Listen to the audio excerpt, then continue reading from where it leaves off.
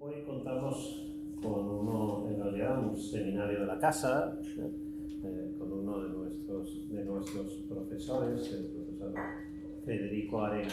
Federico es actualmente investigador postdoctoral del Barcelona Institute of Analytic Philosophy, con sede aquí en la Cátedra de Cultura Jurídica de la Universidad de Girona, y también investigador CONICET en Argentina. Director de la revista Discusiones, publicada por la Universidad Nacional del Sur en Argentina, y director también del Instituto de Investigación en Ciencias Jurídicas y del doctorado en Derecho de la Universidad Blas Pascal, también en Argentina. Hizo el doctorado en la Universidad de Génova sobre el convencionalismo, una tesis doctoral que fue publicada en la editorial Marta Pons, en la colección Filosofía y Derecho, y más recientemente ha dedicado su investigación a los estereotipos y a los sesgos, el papel de los estereotipos y de los sesgos en el razonamiento judicial y de las distintas estrategias también para evitarlos cuando hay que evitarlos y para detectarlos en todo caso. Sobre ese tema creo que es seguramente, o seguro, la persona, el autor de referencia, al menos en lengua castellana, quien quiera trabajar en esos temas, sin duda debe acudir a los trabajos de Federico Arena. Y no solo, antes dije, en el razonamiento judicial, pero no solo, también ha publicado recientemente un libro titulado Los estereotipos detrás de las normas, y por tanto también el papel, analizando el papel de los estereotipos en la tarea legislativa, ¿no? Desde el punto de vista de los estereotipos asumidos por los legisladores a la hora de legislar. En fin, no quiero alargar mucho más la presentación y dejarle el tiempo a él para que nos presente ese trabajo de hoy sobre tratar a las personas como individuos, estereotipos y razonamiento probatorio. Así que, Federico, felices de que nos colabores una vez más en este tiempo. Bueno, gracias Jordi por la presentación. Para mí es un gran gusto volver a participar en el máster, que es una de las instancias de formación de posgrado, creo yo, más importantes en el ámbito hispanoamericano y del cual, digamos, han surgido egresados que han logrado replicar la idea de que el razonamiento probatorio es fundamental para tener una buena práctica jurídica, entre ellos muchos en Córdoba. Solo como una nota de reconocimiento de la importancia del programa. Como decía Jordi, en los últimos años me he concentrado en el estudio de los estereotipos en el ámbito jurídico. Uno de los motivos principales para encarar esa investigación ha sido que percibí en el conjunto de documentos, sentencias y bibliografía, decisiones judiciales y bibliografía que se dedicaban al fenómeno de la estereotipación social y su incidencia en ámbito jurídico, ciertas imprecisiones o lagunas o dificultades, tanto para identificar el concepto de estereotipos como para precisar el tipo de daño que producen y los remedios que habría que emplear. Y entonces mi esperanza en el trabajo de investigación es simplemente una esperanza analítica, digamos, que es intentar ofrecer un esquema o herramientas de análisis para precisar la crítica hacia los estereotipos. Y una de las críticas que se dirigen contra los estereotipos es esta precisamente de que usando estereotipos no tratamos a las personas como individuos. Es decir, una de las repercusiones negativas que tiene el empleo de estereotipos desde este punto de vista es que las personas son tratadas por su mera pertenencia a un grupo y no en cuanto individuos. Y entonces en este trabajo o en esta presentación que se apoya en el texto que compartí, pero el cual no voy a seguir completamente al pie de la letra, intento identificar en qué consiste esta crítica contra el uso de estereotipos, particularmente en el contexto del razonamiento probatorio. Para comenzar, y esto es algo que suelo usar con frecuencia porque creo que es un buen ejemplo, el caso del juicio de Salomón, que es un relato que está en el libro Uno de los Reyes en la Biblia.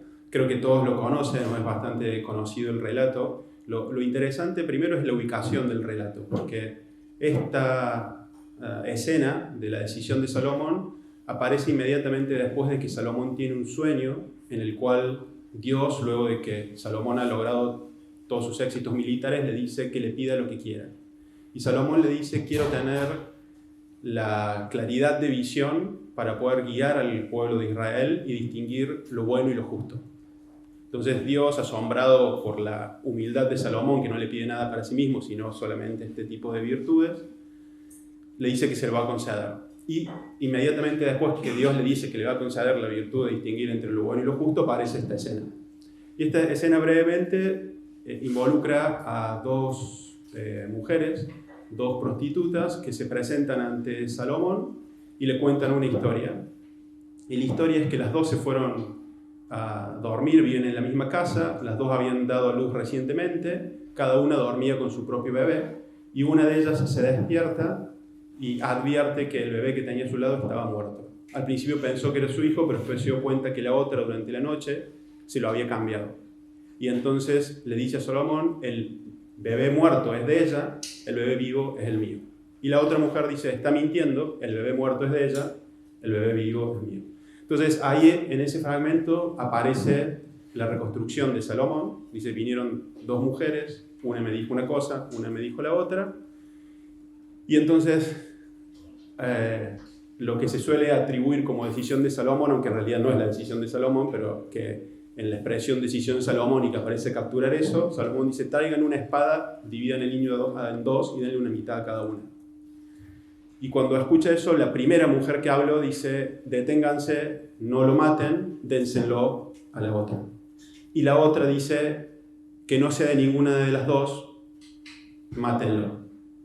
Y Salomón detiene al que iba a usar la espada y dice: no lo maten, dénselo, dad el niño a la primera que habló y de ninguna forma lo maten, ella es la madre del niño. Y la conclusión de este relato es: todo Israel oyó lo que había decidido el rey y temieron al rey o lo lavaron, ya que vieron que la sabiduría de Dios estaba con él para enjuiciar o para hacer justicia, dicen otras traducciones.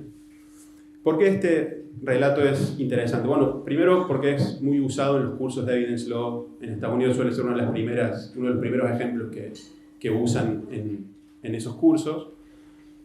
Y de hecho, en el libro Análisis de la prueba de Anderson, Shum y Twining aparece un ejercicio con este relato. Y ellos, una de las preguntas que le hacen a quien lea es: ¿qué suposiciones sobre las relaciones entre madres e hijos están implícitas en el razonamiento de Salomón? Fíjense que lo interesante es que el razonamiento de Salomón es alabado como un razonamiento inteligente, justo, y sin embargo, si pensamos en las suposiciones, claramente hay un estereotipo detrás del razonamiento de Salomón. Podríamos reconstruir de otros modos lo que hizo bien Salomón, pero imaginemos que Salomón quería averiguar quién era la madre. Entonces, lo que hay detrás del razonamiento de Salomón es un estereotipo. El estereotipo según el cual las madres suelen privilegiar el bienestar de los hijos antes que el propio interés. Y eso hizo la primera, que privilegió la vida del hijo en lugar de quedárselo para ella. Y se lo ofrecía a la otra. Algo que la otra no hizo, ¿no? Entonces, claramente ahí hay un estereotipo, una asunción acerca de las relaciones entre madres e hijos. Y también el caso es interesante porque ha sido muy criticado por distintas autoras en un artículo de Anne Alhaus que se llama Más allá de las putas del rey Salomón. Y lo interesante es que usa ese término en el título. Ella dice: fíjense, en ese caso, el comportamiento de las mujeres está claramente representado sobre la base de dos estereotipos. El de la mujer buena y la mujer mala. La que dice que no lo maten, que se lo den a la otra, y la que dice mátenlo, lo mismo, que no sea para ninguno de los dos. La madre desinteresada y la mentirosa y egoísta. Y ella sostiene que eso es digamos, algo muy negativo en un ejemplo que se usa el primer día de clase en un curso de evidencia, porque después los estudiantes van a tener que discutir sobre el caso de violación, donde precisamente el problema es que las mujeres han sido por lo general consideradas mentirosas en ese tipo de juicios. Ya empiezan con un ejemplo en el que las mujeres son necesariamente mentirosas, porque hay una que miente. Entonces, en estas críticas al uso del ejemplo o a la decisión de Salomón aparece la idea de que hay allí un estereotipo. Y eso puede producir determinados perjuicios a las mujeres involucradas o a las personas que estudian. Dentro de esos hay uno que no lo llama así Althaus, pero el modo en el que ella describe la situación es claramente un problema de que las mujeres representadas en ese relato no son tratadas como individuos. Fíjense, si uno revisa el modo en que está redactado, no aparece nunca el nombre. Solamente dicen, son prostitutas, madres, la una y la otra. Dice el rey, no dice el nombre de Salomón, pero sabemos que es Salomón porque acaba de terminar un relato en el que el rey es Salomón. Pero de ellas nunca dice el nombre, y solo es la una o la otra. Entonces, el único modo en que tenemos de comprender quiénes son es con la categoría prostitutas. No sabemos nada sobre ellas. No sabemos nada de su historia, no sabemos nada de cómo quedaron embarazadas, no sabemos, solamente ellas sabemos que son prostitutas. En un punto, las mujeres en ese relato no son tratadas como individuos. Entonces el punto, bueno, ¿qué hay, digamos, de malo en no ser tratada como individuo? Los estereotipos involucran siempre el no tratar a los demás como individuos. Y en todos los casos deberíamos tratar a las personas como individuos, o hay casos en los que tratar a las personas o no tratarlas como individuos está justificado.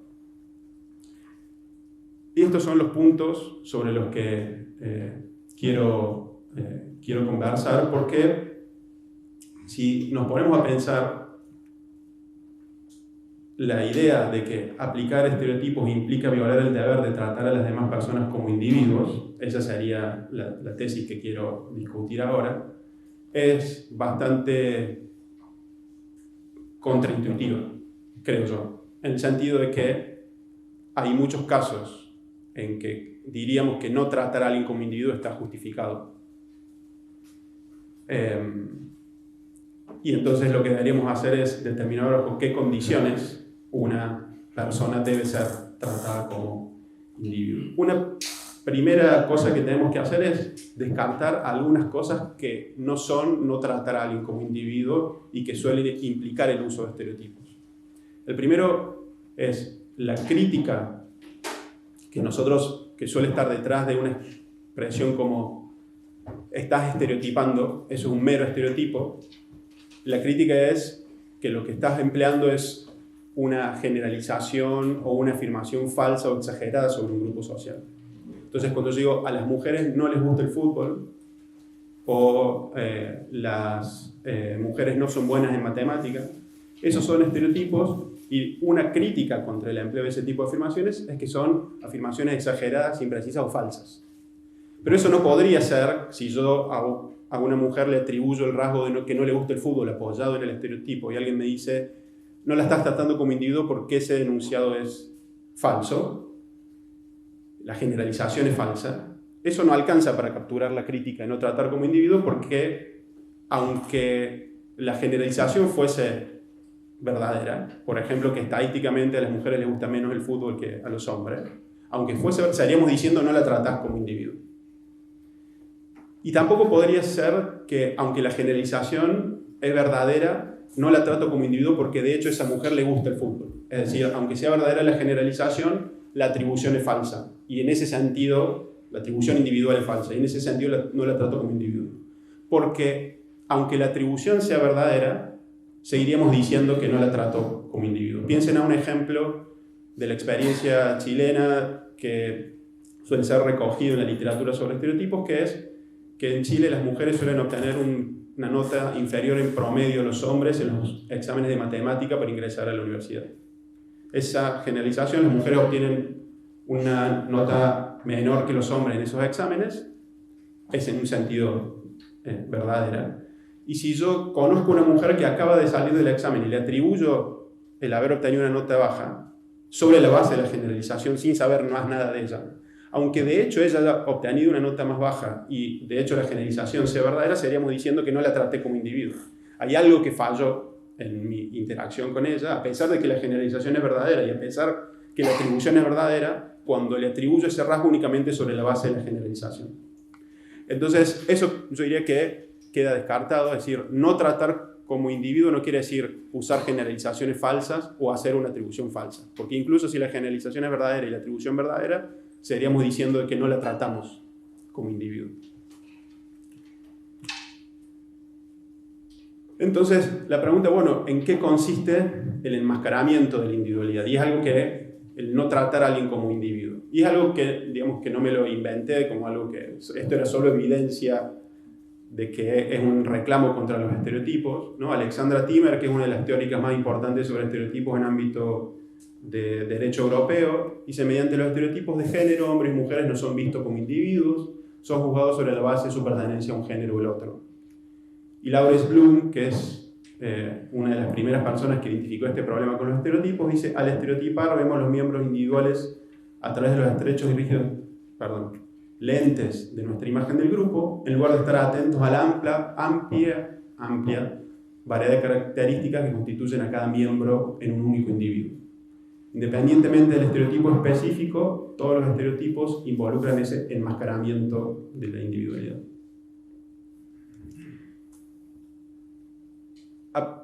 A pesar, digamos, de este cierto consenso de que los estereotipos involucran un enmascaramiento de la individualidad, tenemos el problema, les decía, de identificar bajo qué condiciones no tratar a alguien como un individuo puede ser negativo o injustificado. En primer lugar, bueno, esto ya vuelvo. En primer lugar, debería haber estado antes. En primer lugar, porque no. Voy a seguir el razonamiento exponiendo, me llevó a otro lado distinto de las diapositivas, pero para poder avanzar en esto de la identificación bajo qué condiciones producen un perjuicio del trato individual, había hecho estas diapositivas para aclarar un poco más el funcionamiento de los estereotipos, que hasta ahora solamente me refería a ellos como generalizaciones o afirmaciones exageradas. El modo más, el estándar de reconstruir la noción de estereotipo es como generalizaciones. Esto es bastante, digamos, creo yo conocido, pero solamente para dejarlo en claro ahora en la exposición. Las generalizaciones son enunciados que establecen una relación probabilística entre una categoría y un rasgo B, o entre la pertenencia a dos categorías, podríamos decirlo de los dos modos.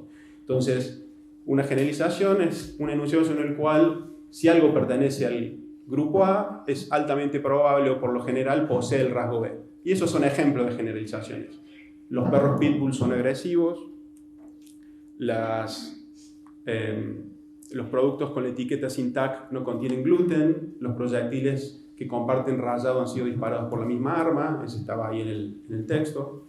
Las víctimas de violencia sexual actúan de manera pasiva. Los pobres son perezosos, incompetentes y frecuentemente ligados con conductas delictivas. Es decir, si alguien pertenece a la categoría de pobre, es altamente probable que posea los rasgos de ser perezoso, incompetente, ligado con conductas delictivas.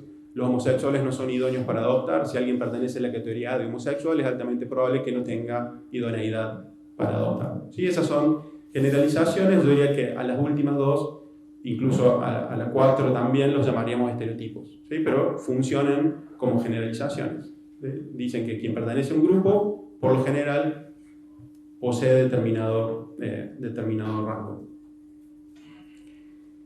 Y así es como funcionan, por ejemplo, en casos donde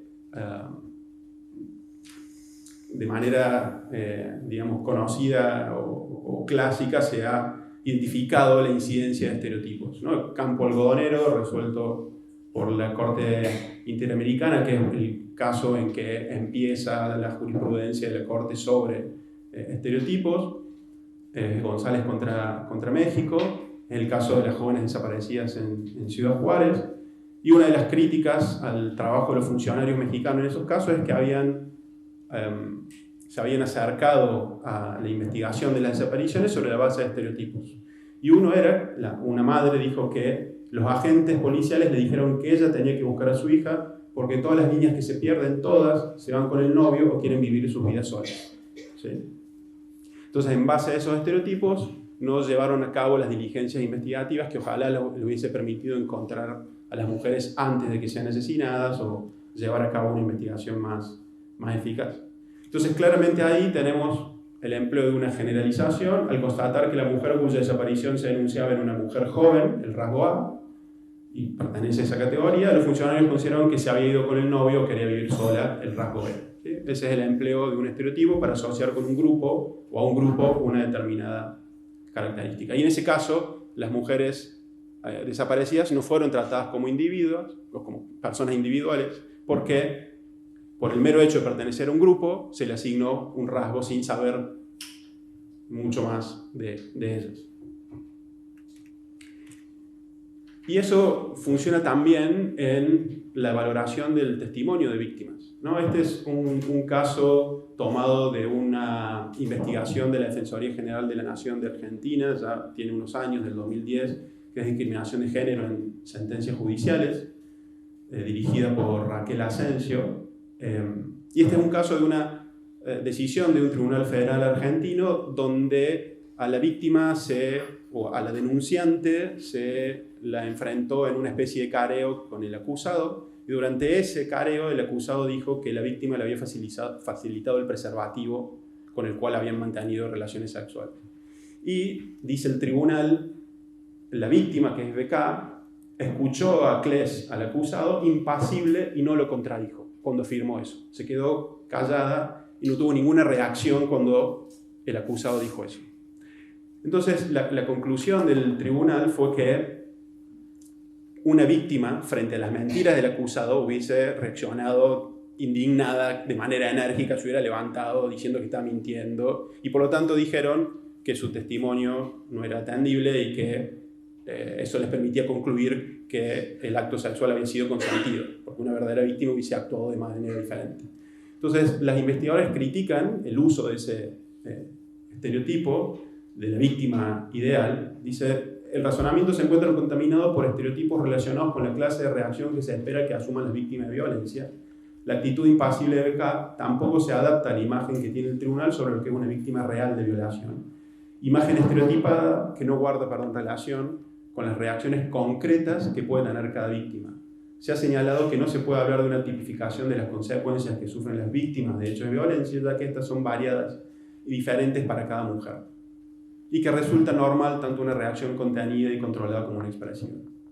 Después dicen algunas cosas adicionales que las investigadoras que parecerían sugerir la posibilidad de hacer algunas generalizaciones sobre las víctimas, pero en todo caso ellas critican el hecho de que no tuvo en cuenta las circunstancias concretas de la víctima para saber o circunstancias adicionales para saber si su reacción implicaba que estaba mintiendo o que no estaba diciendo la verdad. Entonces no fue tratada como un individuo allí, BK, en esa valoración. Hay otros problemas con ese estereotipo, pero uno de los problemas es que no fue tratada como individuo. Bueno, ahí estaba el resaltado. Entonces creo que tenemos ya material, ¿no? Sabemos lo que es un estereotipo y sabemos que está esta crítica de que emplear estereotipos, más allá de que sean verdaderos o que la atribución individual sea verdadera, implica no tratar a las personas como individuos y que hay algo equivocado en eso. Ahora bien, el problema es que a veces el trato no individual está justificado. Y esta es una cita de Injusticia Epistémica de Miranda Fricker, que ella sostiene que, salvo en casos con abundante conocimiento personal del hablante, los juicios de credibilidad deben reflejar alguna clase de generalización social acerca de la fiabilidad epistémica, la competencia y la sinceridad de personas del mismo tipo social que el hablante.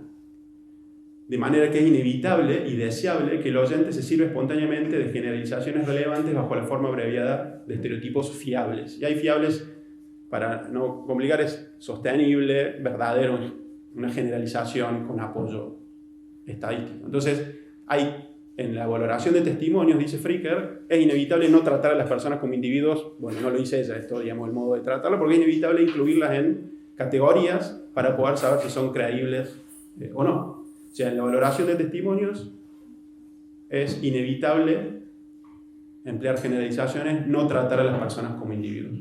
Y ese sería un caso justificado de no tratar a las personas como individuos.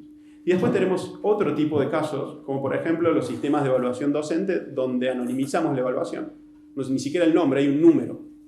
Hay algunos dicen que uno de los problemas es tratar a las personas como números. Bueno, en algunos, o sea, hay algunos que reconstruyen el no tratar a alguien como un individuo a tratarla como un mero número, pero hay casos en donde tratar a alguien como un mero número está justificado, como por ejemplo la anonimización, volver anónimas las evaluaciones.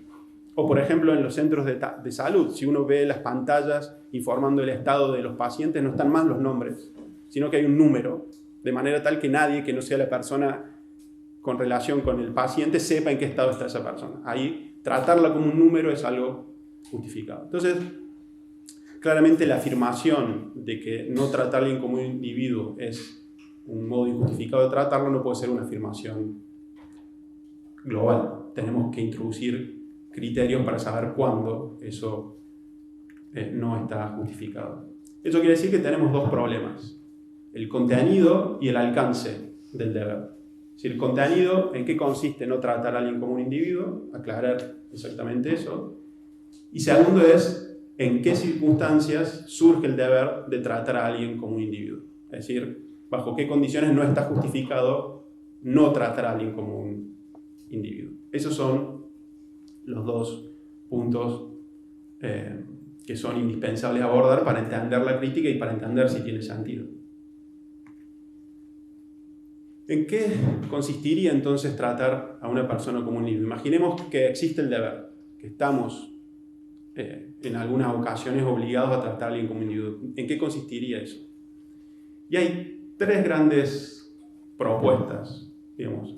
Evitar toda generalización, apoyar el trato en toda la información relevante y razonablemente disponible, o en apoyar la interacción en información directa, es decir, información respecto a la cual tenemos razones para creer que esa información es el resultado causal del hecho relevante al que se refiere la información. Entonces, para algunos tratar a alguien como individuo es evitar toda generalización, no usar generalizaciones en el atribuirle un rasgo a esa persona. Para otro puede incluir el empleo de generalizaciones, pero tiene que apoyarse en última instancia en el conjunto más amplio posible de información relevante y disponible acerca de esa persona. Casi que podríamos decir que eso implica tratarla como el punto de intersección entre un conjunto bastante amplio de generalizaciones. Y en cambio la información directa sería tratarla a partir de la información que puedo obtener en un contacto con la persona. Evitar toda generalización es la menos plausible de las reconstrucciones de tratar a alguien como individuo, porque hay un sentido en que es inevitable usar algunas generalizaciones para atribuir ciertos rasgos.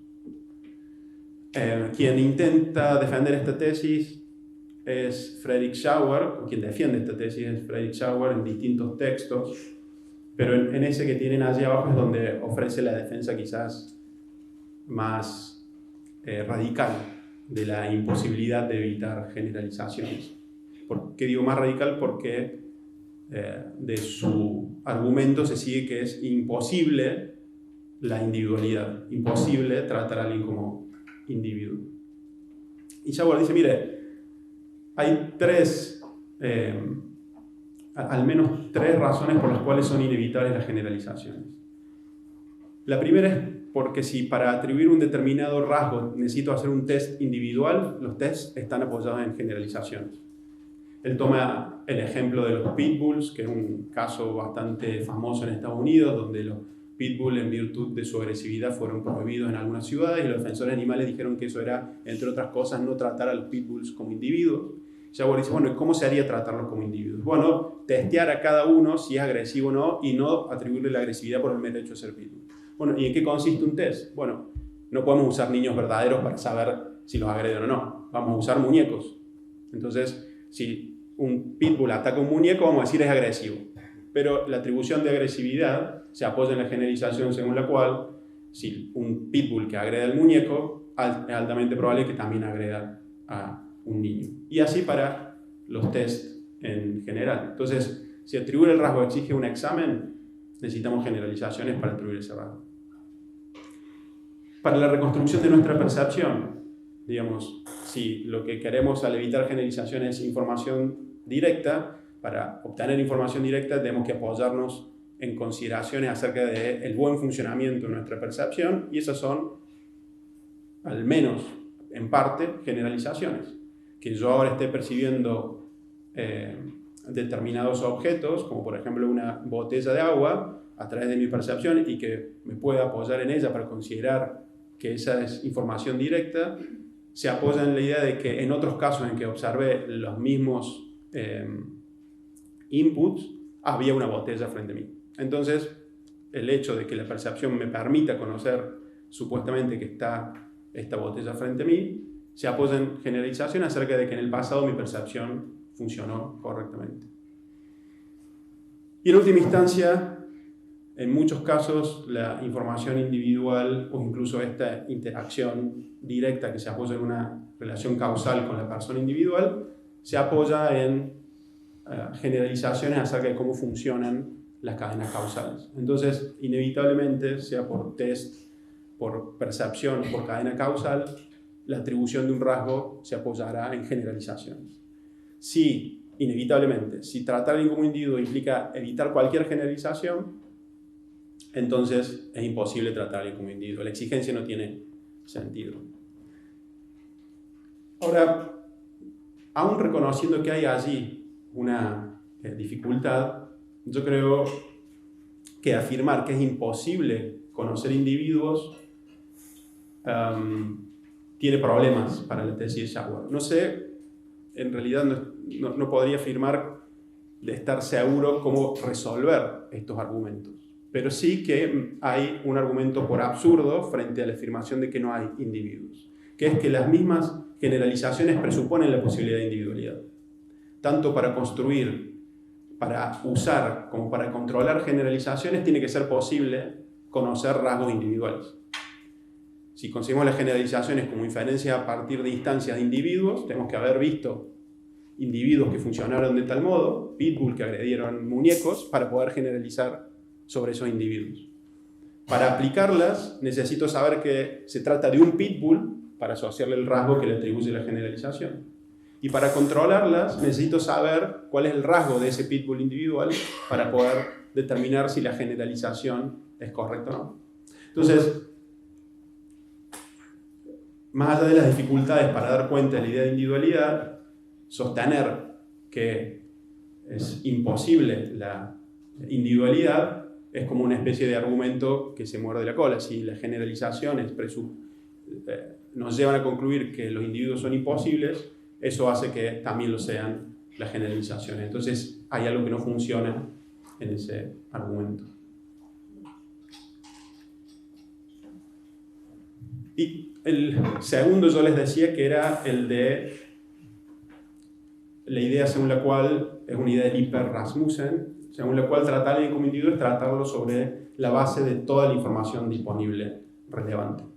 Pero piensen en este ejemplo, es un ejemplo de Jesse Moonton en un texto sobre otra cosa, pero que sirve para, creo, como contraejemplo de la idea de Lippert-Rasmussen. Digamos, es un ejemplo apoyado en algunas cosas de ese texto, una paráfrasis de un ejemplo de ella.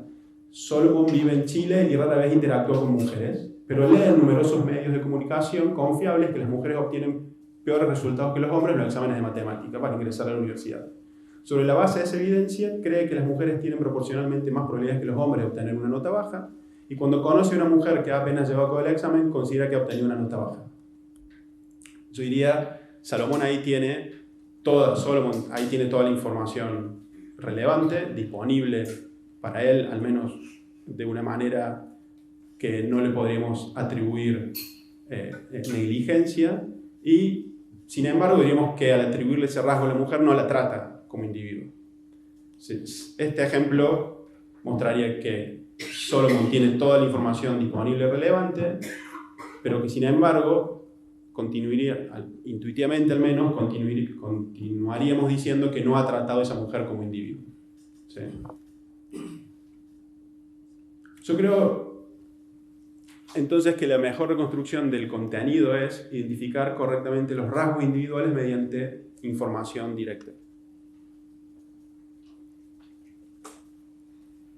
Y para dar cuenta de esta idea, si bien no termino de estar completamente, digamos, conforme con los términos, porque es un uso de términos que aparecen en otras teorías de la argumentación y que no están usados del mismo modo. Pienso en el esquema de Toulmin, entonces no piensen en ese, en realidad no lo deberían mencionar, pero no lo piensen porque acá lo uso de manera distinta, digamos. Generalizaciones como garantía y generalizaciones como soporte. Creo que esa distinción permitiría dar cuenta de la idea de que hay generalizaciones que son inevitables, pero que, a pesar de que haya algunas que son inevitables, podemos hablar de atribución individual de ciertos rasgos. Y eso quiere decir, por ejemplo, lo podemos ver en el uso de test individuales que apoyan la generalización. Por ejemplo, si pensamos a los productos paracelíacos, ¿no? Que son aquellos que no contienen gluten y en muchos contextos están etiquetados como sin TAC. Entonces, si yo me encuentro con un producto que tiene la etiqueta y le atribuyo el rasgo de no contiene gluten, estoy aplicando una generalización. Le estoy atribuyendo a ese producto no tener gluten. Entonces, yo a esa generalización, los productos con la etiqueta no poseen gluten, le llamaría generalización como soporte, porque dentro de la generalización está el rasgo, la descripción del rasgo que le quiero atribuir a ese objeto individual, al producto. Entonces, cuando constato que tiene la etiqueta, le atribuyo el no tener gluten, apoyándome en una generalización como soporte. También hay una generalización como garantía, como por ejemplo el hecho de que cuando percibo que el objeto tiene esa etiqueta, mi percepción está funcionando bien. Tengo ahí una generalización como garantía acerca del funcionamiento de mi percepción. Pero esa generalización como garantía no incluye el rasgo dentro de la generalización que le quiero atribuir al producto. Se trata simplemente de un funcionamiento de mi percepción. Una generalización que me permite asumir que mi percepción está funcionando correctamente. Y yo a esa la llamaría como garantía. Tratar a alguien como un individuo no exige no usar generalizaciones como garantía, sino no usar generalizaciones como soporte. En el sentido de que ¿en qué consistiría tratar a ese objeto, a ese producto sin gluten, como un individuo? Si me conceden la analogía, sería en verificar si ese producto tiene o no gluten mediante un test individual a ese producto. Es decir, el test individual presupone ciertas generalizaciones, pero es el mismo test que se empleó para construir la generalización como soporte y atribuir rasgos individuales a productos individuales. Entonces, no tratar a alguien como individuo es no usar una generalización como soporte y en cambio atribuirle ese rasgo mediante el mismo test que se empleó para construir las generalizaciones. Ese es, creo yo, el modo de obtener información directa, que si bien emplea generalizaciones como garantía, no emplea generalizaciones como soporte, es decir, que incluyan la atribución del rasgo. Y respecto del alcance, ¿en qué casos está justificado exigir tratar a alguien como un individuo? Es decir, ¿en qué caso surge el deber de tratar a alguien, a una persona, como un individuo? Yo creo que aquí hay dos tipos de consideraciones epistémicas y morales que permiten identificar esos casos. Existe el deber de tratar a una persona como un individuo en virtud de razones epistémicas, cuando no tratar como individuo aumenta la probabilidad de atribuir erróneamente ciertos rasgos. Es decir, que la atribución sea verdadera no es condición suficiente para tratar a alguien como individuo, pero es condición necesaria para tratar a alguien como un individuo. Y hay razones de tipo morales para el surgimiento del deber cuando no tratar como un individuo aumenta la probabilidad de dañar la autonomía de esa persona. Y ya vamos a ver en qué consiste esta última afirmación. En respecto de las razones epistémicas, es decir, cuando no tratar como individuo, es decir, emplear una generalización o un estereotipo, aumenta la probabilidad de una atribución falsa. Uno diría, ¿pero cómo? Si los estereotipos, en el caso que sean verdaderos, es decir, en el caso que la generalización sea verdadera, parece aumentar la probabilidad de atribuir un rasgo correctamente a la persona. Así como la generalización, los productos con etiqueta sin TAC no contienen gluten, aplicada a un producto con etiqueta, aumenta la probabilidad de acertar el atribuirle el rasgo que no contiene gluten. El estereotipo, las mujeres sacan una nota inferior que los hombres, en cuanto verdadero, aumenta la probabilidad de atribuirle correctamente un rasgo a una mujer que acaba de hacer el test. Sin embargo, hay distintos estudios, sobre todo en psicología, y aquí me apoyo en la reconstrucción que hace de esos estudios Catherine Paddyfoot en el libro Cómo nos engañan los estereotipos, que muestran que incluso generalizaciones o estereotipos verdaderos pueden disminuir la probabilidad de acertar o de atribuir correctamente un rasgo a una persona individual. Y eso es porque los estereotipos, dado digamos, la incidencia que tienen en nuestra propia psicología, en el sentido de que nos hacen sentir cómodos, los estereotipos nos ubican en nuestra zona de confort, nos permiten creer que el mundo funciona tal como nosotros nos esperamos, pueden producir distintas distorsiones incluso cuando son verdaderos. Incluso si los jueces, en el caso del BK, tuviesen generalizaciones basadas en investigaciones psicológicas acerca de cómo se comportan las víctimas de violencia verdaderas, el empleo de esas generalizaciones los podría llevar a ciertas distorsiones en virtud del modo en el que los estereotipos suelen incidir en la psicología de las personas que los emplean.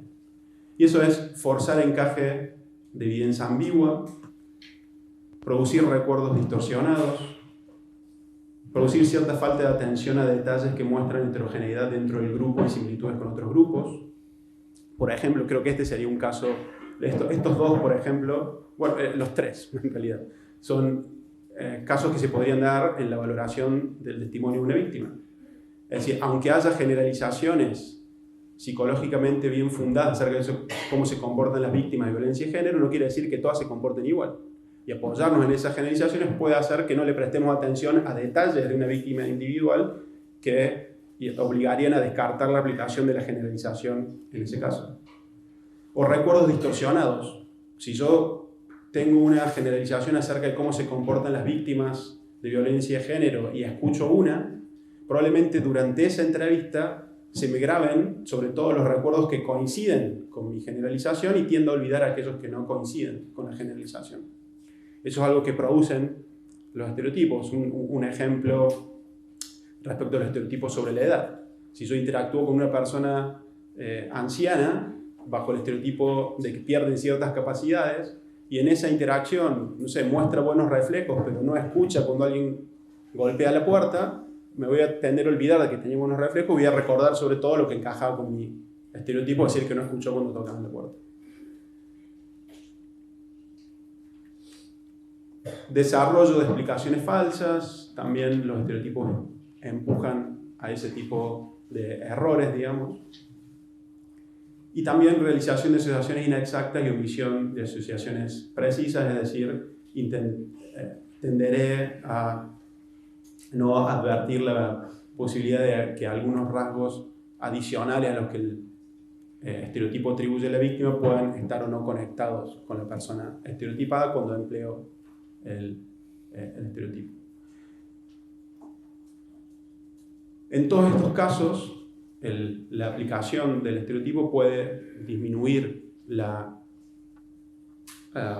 posibilidad de atribuir correctamente un rasgo, que es una condición necesaria del trato individual, y por lo tanto, en esos casos, al menos desde un punto de vista epistémico, si lo que queremos es atribuir correctamente un rasgo, surge el deber de tratar a la persona como individuo, es decir, de tratarla sobre información que pueda ser obtenida mediante la interacción directa.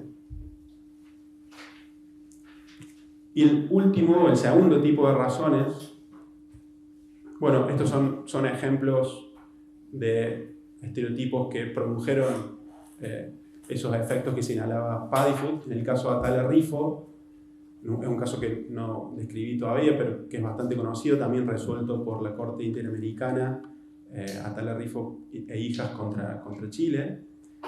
La prueba recolectada fue interpretada de manera que se ajustara al estereotipo sobre el cual una madre lesbiana en pareja no es idónea para asumir el cuidado de sus hijas.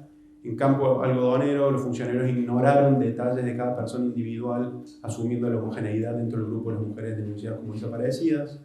Y en Digno Ochoa, que también es otro caso contra México, resuelto por la Corte Interamericana, de esta activista de derechos humanos cuyo cadáver aparece en su propia oficina, en una posición muy extraña, y la primera explicación que usan, que construyen los investigadores de un suicidio, en virtud de que habían averiguado que había apenas terminado una relación sentimental y probablemente las mujeres emocionalmente terminan suicidándose, cuando había en realidad evidencia ambigua acerca de si había sido un suicidio o un homicidio. Probablemente ahí había más cosas detrás que el mero uso de un estereotipo, ¿no? El tipo de actividad que llevaba a Digno Ochoa. Pero claramente ahí el estereotipo empujó a la construcción de explicaciones falsas. Y las razones morales, y con esto ya voy terminando, para el surgimiento del deber de tratar a las personas como individuos, yo decía, es cuando usar la generalización implica el riesgo de cercenar la autonomía de las personas. Y solo dos casos como ejemplos para ver esta idea. El caso Alajos-Kiss contra Hungría, que es un caso resuelto por el Tribunal Europeo de Derechos Humanos en el 2010. Brevemente, Alajos-Kiss se lamentaba del hecho de que el derecho húngaro prohibía a las personas bajo tutela por enfermedad psiquiátrica votar. Dice, yo acepté la tutela, pero en ningún momento me dijeron que eso implicaba no poder votar. Dice, y aun cuando la generalización psiquiátrica, las personas bajo tutela por enfermedad psiquiátrica no suelen estar en condiciones de tomar decisiones juiciosas, puede ser verdadera, yo quiero que constaten en mi caso si tengo o no la capacidad de tomar decisiones juiciosas y en consecuencia me autoricen o no a votar. No una aplicación automática de la norma, no me traten como un mero integrante del grupo las personas con enfermedades psiquiátricas, sino averigüen en mi caso individual si tengo o no el rasgo que la generalización me atribuye. En un sentido, usen los mismos tests que usaron para construir la generalización, en mi caso individual. Déjenme demostrar que tengo la capacidad de tomar decisiones juiciosas. Ese es el caso de Alajos-Kiss. Y el otro es un caso de la Suprema Corte de Justicia de México, uno entre muchos otros, que es un caso de tenencia de una hija en común, de una pareja que se había divorciado. Ella era muy joven cuando se casó y no había logrado terminar de estudiar, y él era un poco más grande y ya tenía su profesión. Entonces, durante el matrimonio, ella se quedaba al cuidado de la niña y el hombre trabajaba y mantenía los ingresos de la familia. Entonces, cuando se divorcian, claro, ella no estaba en condiciones de generar un buen ingreso, en cambio él sí, y entonces ella necesitaba que se la cuidaran personas extrañas a la niña para poder trabajar y juntar el dinero para mantenerse. En cambio, él tenía a su madre, que le podía cuidar a la niña, y tenía su trabajo. Y entonces el juez de primera instancia decidió concederle la tenencia al padre, porque la madre la dejaba sola para ir a trabajar y no se ocupaba de ella, y no decía lo mismo el padre porque también trabajaba y no tenía tiempo para cuidar a la niña. Pero más allá de esos estereotipos normativos acerca de los roles que deberían tener madres y padres respecto a la crianza de los niños, había una generalización que, si bien no fue etiquetada como estereotipo, es un estereotipo que acerca de las personas con problemas de salud, especialmente trastornos alimentarios. La madre había sufrido de bulimia y entonces, con ese dato y bajo la generalización también psiquiátrica de que las personas con ese tipo de trastorno están en condiciones de criar adecuadamente a los niños, el juez apoyó también su decisión de darle la tenencia al padre. Entonces, la Suprema Corte dijo que en este tipo de casos, aun si la generalización es verdadera, la decisión debería apoyarse en consideraciones concretas referidas a la situación individual de la madre y no en una mera generalización tratando a la madre únicamente como integrante o miembro del grupo de personas con trastornos alimentarios. Entonces, en estos dos casos, tanto el tribunal como la Suprema Corte consideró, si bien no en estos términos, que surgía el deber de tratar a estas personas como individuos. Entonces, si bien no lo argumentó de manera acabada en estos casos por qué surgía el deber, yo creo que algunas de las referencias que hacen al hecho de que se trata de personas que forman parte de grupos vulnerables o grupos que han sufrido discriminación en el pasado por el mero hecho de pertenecer a esos grupos, en esos casos deberíamos tratar a las personas como individuos. Cuando se trata de atribuir ciertos rasgos a personas que pertenecen a grupos que han sido discriminados en el pasado para evitar que esa discriminación pueda reproducirse en el futuro. Y para dar sentido a esta idea de por qué deberíamos tratar individualmente, es decir, no aplicar generalizaciones, sino tratarlo sobre información que podamos obtener mediante la interacción directa, yo creo que la idea de autonomía permite dar apoyo a esta idea de los tribunales. Es decir, ¿cuál era el problema de no darle directamente a los hosquís, o de prohibirle directamente a los hosquís votar, o de negarle a la madre la capacidad de criar adecuadamente a sus hijos por el mero hecho de haber padecido una enfermedad alimenticia? Sí, estoy alimentaria. Tengo algo ahí, no sé qué, no me salen las palabras complejas. Que no sea un alimento, sí, justo en este caso. O quizás estoy pensando ya en... ¿Cuál era el problema en esos dos casos? Es que al tratarlos por la mera pertenencia a un grupo, no le damos a ninguno de los dos la posibilidad de demostrar que no encajan en la generalización. No tienen la oportunidad, a los hosquís, de mostrar que tienen la capacidad de tomar decisiones juiciosas, ni la madre la oportunidad de mostrar que tiene la capacidad de criar adecuadamente a su propia hija. Y esto es particularmente importante cuando se trata de grupos que han sufrido discriminación en el pasado. La oportunidad de mostrar que no entran en las generalizaciones que se han aplicado a ese tipo de grupos. Entonces, creo que de este modo se puede identificar el segundo tipo de razón moral para el surgimiento del deber de tratar a alguien como individuo, es decir, cuando no tratarlo como individuo implica cercenarle la oportunidad de mostrar que no encajan en la generalización que históricamente ha producido discriminación en perjuicio de ese grupo. Eso era todo lo que tenía para contarles. Muchas gracias.